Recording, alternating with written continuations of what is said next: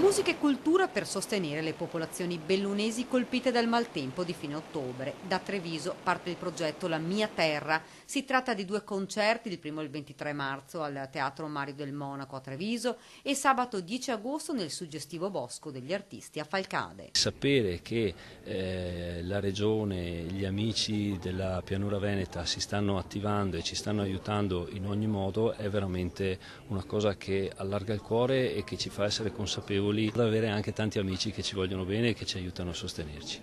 Raccontare attraverso la musica la tragedia che ha colpito le montagne venete. Il progetto, ideato dal maestro Diego Basso, porterà sul palcoscenico 54 elementi dell'Orchestra Ritmico-Sinfonica Italiana e 50 giovani coristi dell'Accademia di Castelfranco. Partiremo dalla musica lirica sinfonica per poi passare alle colonne sonore dal maestro Morricone al maestro Piovani a Francesco Sartori, per arrivare alla fine al pop rock che io poi ho trascritto in forma sinfonica, perché noi andremo lì qui in teatro ma poi in montagna con l'assoluto rispetto del volume del suono. Cercheremo di essere così in armonia assoluta con la natura e col posto dove andremo a suonare. Intanto nelle montagne bellunesi si lavora giorno dopo giorno. Per quest'inverno le promesse sono state mantenute e i turisti hanno potuto godere le vacanze con piste da sci aperte ed ora la neve che ha reso il paesaggio meraviglioso. Noi dobbiamo riuscire a ridare entro l'estate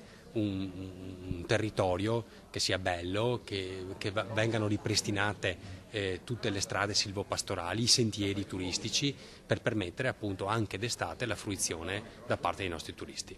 Mi fa veramente piacere che parta dalla nostra città, dice il sindaco Mario Conte, un progetto che porterà la cultura sia a Treviso che nel cuore del disastro. Noi non ci dimentichiamo quello che è successo e vogliamo aiutare a far ripartire le popolazioni bellunesi. Gli appuntamenti dunque il 23 marzo al teatro alle 21 e a Falcade il 10 agosto alle 11:30.